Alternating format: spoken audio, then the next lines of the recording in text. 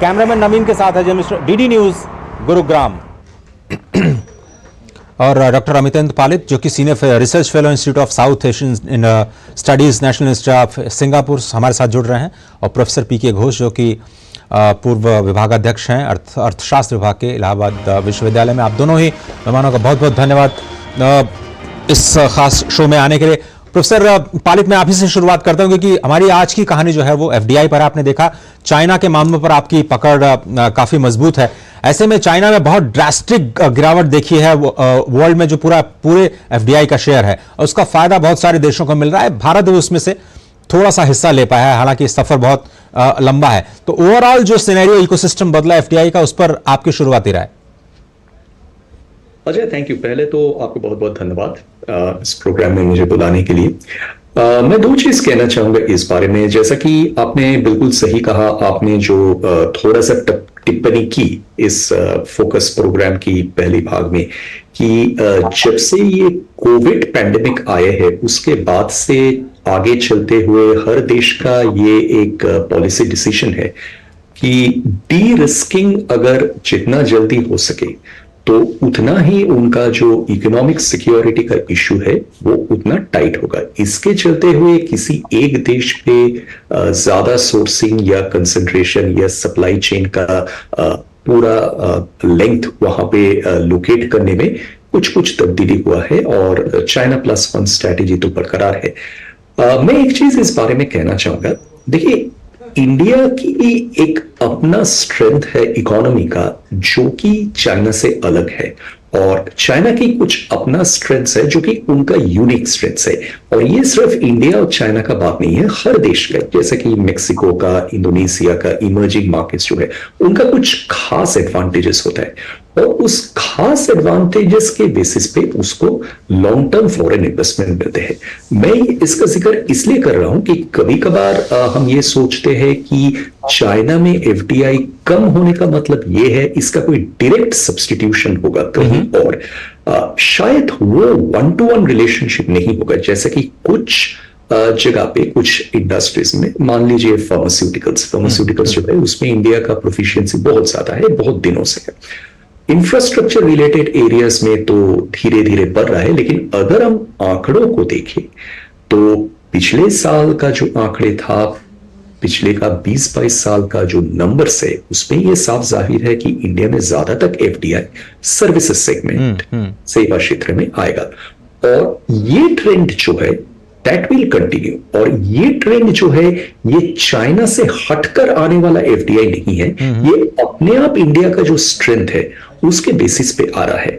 जैसे कि e commerce के चलते हुए, टेलीकॉम के चलते हुए, फाइनेंस के चलते हुए, एजुकेशन के चलते हुए, इन सब में, ट्रांसपोर्ट में ये एफडीआई का ट्रेंड सर्टनली बढ़ेगा।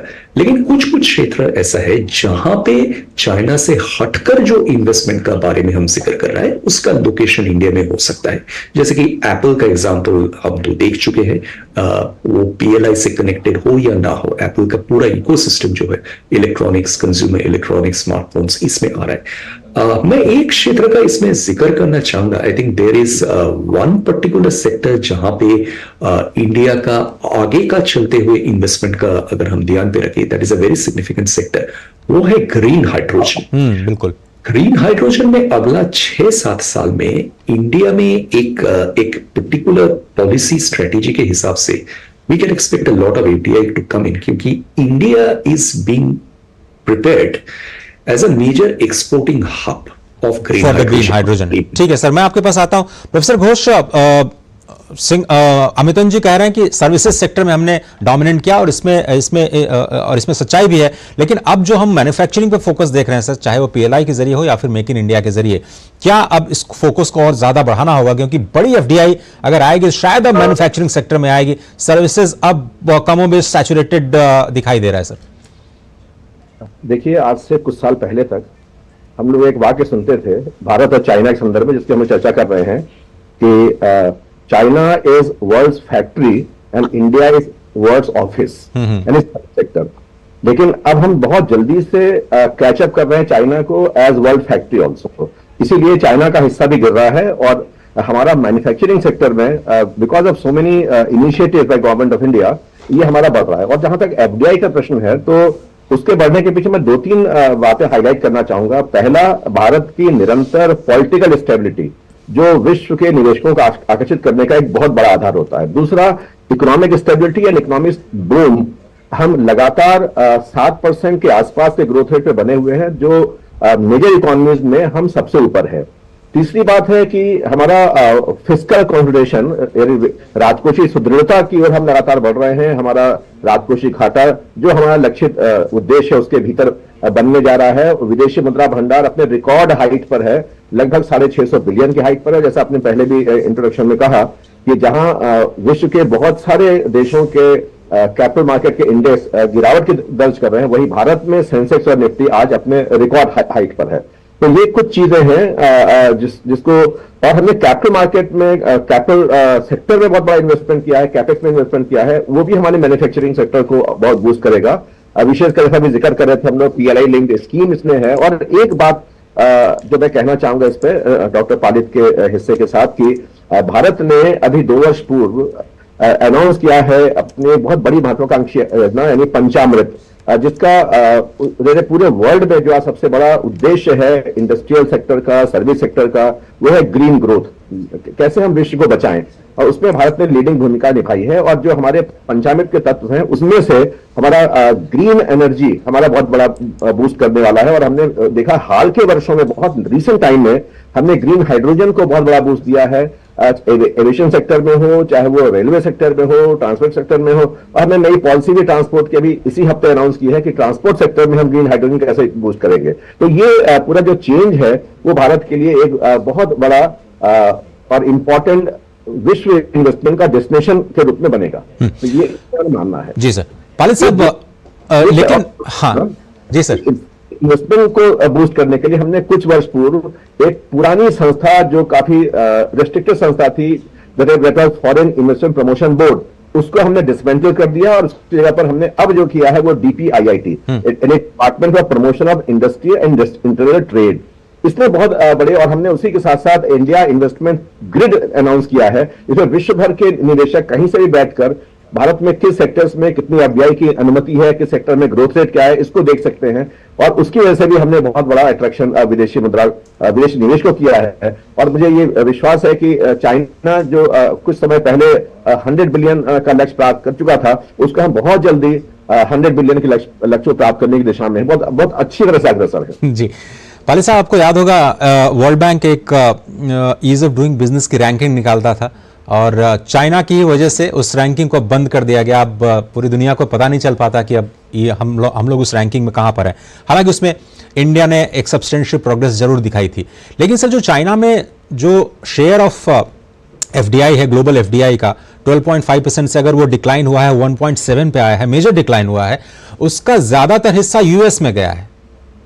अमेरिका को ज्यादा फायदा पहुंचा है इस डिक्लाइन का, अट्रैक्ट उन्होंने ज्यादा किया है। बड़ी बड़ी ताइवान की कंपनियां अब सेमीकंडक्टर में अमेरिका में जाकर के अपने नए मैन्युफैक्चरिंग प्लांट खोल रही हैं। अब हम अगर इस अमेरिका में जो एफडीआई फ्लो हो रहा है उसकी वजह क्या है, और क्या अगर हम उसको फ्लो वापस अपने देश में लाना चाहते हैं तो हमारी स्ट्रैटेजी क्या होनी चाहिए? क्योंकि शायद अब हम इस पूरे ट्रायंगल को शायद समाधान उसका निकालने की कोशिश करेंगे। अजय, मैं ये इस बारे में एक बात कहना चाहूंगा। देखिए, पहले 5-7 साल पहले का जो ग्लोबल इकोनॉमिक ऑर्डर था वो तो काफी बदल चुका है, और साथ साथ हर इकोनॉमी का अपना स्ट्रैटेजी बदल चुका है।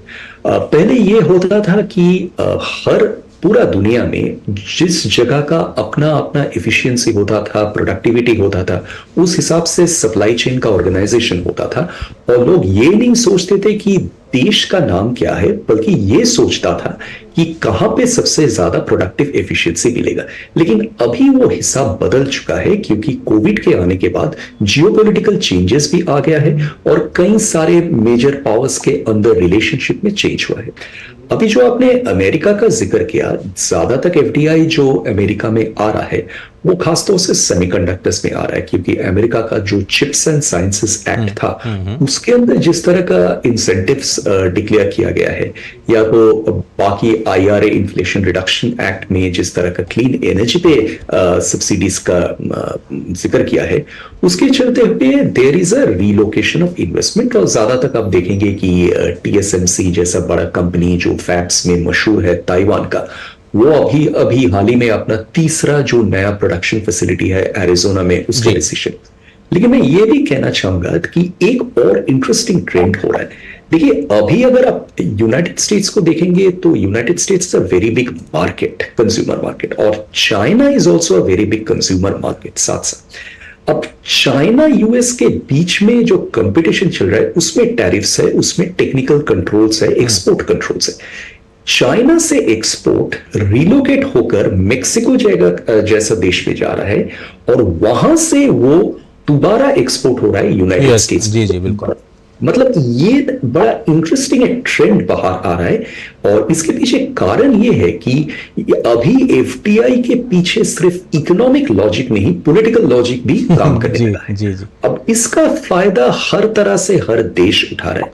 इंडिया का, जैसा मैं ये कहूंगा, मैंने ग्रीन हाइड्रोजन के बारे में बताया था, लेकिन आगे चलते हुए there is a strong possibility कि इंडिया में अगर आप क्रिटिकल मिनरल्स को देखें, उस critical minerals related foreign investment जो है वो बढ़ने का बहुत ज्यादा चांसेस है, क्योंकि critical mineral is also a geopolitically sensitive industry. और इंडिया की कैपेसिटी है इस बारे में, वो सिर्फ माइनिंग में नहीं है, माइनिंग के आगे चलते हुए प्रोसेसिंग, रिफाइनिंग में बढ़ने का बहुत ज्यादा चांसेस है। और उसमें अमेरिका, यूरोप के कई सारे देश है वो are politically close to India, उसमें से हो सकता है, ट्रांसपोर्ट सेक्टर में हो सकता है। लेकिन मैं दोबारा ये कहना चाहूंगा कि इंडियन इकोनॉमी का जो खास स्ट्रेंथ है वो मैं दो चीज बताना चाहूंगा। एक तो टैलेंट अवेलेबल, आइडियाज अवेलेबल, इसीलिए बहुत ज्यादा स्टार्टअप्स, बहुत ज्यादा यूनिकॉर्न्स आ रहे हैं, उसमें कई सारे foreign investment we will get to see. The second is India का जो ये PLI के बारे में हम बात करते हैं, PLI ऑब्वियसली हैज हेल्प्ड, लेकिन PLI के ज्यादा मुझे लग रहा है इंडिया का जो FDI पॉलिसी है, that policy is one of the most liberal FDI policies in the world. जी sir. If you look at a country like United States और यूरोप, नहीं सर, इसमें प्रैक्टिकली रेस्ट्रिक्शन है ही नहीं एक्सेप्ट 4-5। सही कहा सर आपने, लेकिन हमारे यहाँ जो PLI है सर, अब अगर हम US को देखें तो US तो सीधे सीधे सब्सिडी दे रहा है। अब मुझे नंबर्स नहीं याद आ रहे हैं, मुझे लगता है, लेकिन वो 6 बिलियन या 7 बिलियन का सब्सिडी है TSMC, जिसकी बात आपने की, इसकी वजह से वहां कर। लेकिन सर घोष साहब, मैं आपसे थोड़ा सा लोकल सवाल पूछ रहा हूं, क्योंकि ग्लोबल तो पर्सपेक्टिव पालित साहब ने दिया। अगर उत्तर प्रदेश जैसे राज्य को, चूंकि हम 5वें बड़े नेशन होते, अगर पॉपुलेशन के हिसाब से देखते, अगर वहां पर FDI लानी है, और टेस्ला के साथ एलन मस्क अपनी टीम भेज रहे हैं, लेकिन वो कह रहे हैं शायद हम तमिलनाडु जाएंगे, महाराष्ट्र जाएंगे, गुजरात जाएंगे, यूपी का नाम नहीं ले रहे हैं। तो मेरा सीधा सवाल, चूंकि आप उत्तर प्रदेश में हैं, अगर उत्तर प्रदेश को बड़े लेवल पे FDI को अट्रैक्ट करना है तो क्या करना चाहिए? क्योंकि पोटेंशियल बहुत ज्यादा है अभी भी, अगर उत्तर प्रदेश में देखें, खासतौर पर मैन्युफैक्चरिंग को फोकस करने के लिए। सर देखिए, अभी भी उत्तर प्रदेश में एक बड़ी कमी है, वो ऐतिहासिक कमी है, वो है हमारे मैन पावर का इंटरनल माइग्रेशन होता रहा है अभी तक। उत्तर से जो श्रम शक्ति है, चाहे वो बहुत क्वालिफाइड हो, स्किल्ड हो या अनस्किल्ड हो, उनका लगातार माइग्रेशन दूसरे राज्यों में होता रहा है। इंटरनल माइग्रेशन की बात कर रहा हूं। तो पहला हिस्सा ये होगा कि उत्तर प्रदेश की जो नीति अब है उसमें हम किस प्रकार से इंटरनल माइग्रेशन को रोकें, और उत्तर प्रदेश के निवेशकों को अन्य राज्यों में निवेश करने की बजाय हमें उनको आकर्षण देना पड़ेगा कि वो उत्तर प्रदेश में ही निवेश करें। क्योंकि उत्तर प्रदेश में नेचुरल रिसोर्सेज का बहुत बड़ा हिस्सा है, लैंड बैंक बहुत बड़ा हिस्सा है। जो आवश्यकता है वो है कि हमें अपने उत्तर प्रदेश के नीतियों को अन्य राज्यों की तुलना में और उदार बनाना। दूसरी बात कि हाल के वर्षों में उत्तर प्रदेश में इंफ्रास्ट्रक्चर डेवलपमेंट के लिए बहुत बूस्ट किया गया, और सबसे अधिक पूरे भारत में जो अंतर्राष्ट्रीय हवाई अड्डे हैं वो भी उत्तर प्रदेश में ही बनाए गए हैं और लगातार बनते जा रहे हैं। पावर सेक्टर में हमने बहुत रिफॉर्म किया है और हम उसमें लगभग आत्मनिर्भर हो चुके हैं। तो ये सारी बातें जो है वो उत्तर प्रदेश में आकर्षित करने के लिए बहुत आवश्यक है और हम कर रहे हैं। तीसरी बात, हम निरंतर, मैंने बात की कि हम जब जियोपॉलिटिकल बात करते हैं या डोमेस्टिक पॉलिटिक्स की बात करते हैं तो पॉलिटिकल स्टेबिलिटी निवेश को आकर्षित करने के लिए सबसे इंपॉर्टेंट होता है। जी जी। आंतरिक निवेश हो चाहे विदेशी निवेश हो। और हमने लगातार अपनी अर्थव्यवस्था को एक साथ साथ अपने देश को भी पॉलिटिकल स्टेबिलिटी प्रदान की है और अपने अपने आप को बूस्ट किया है एक ग्लोबल लीडर के रूप में।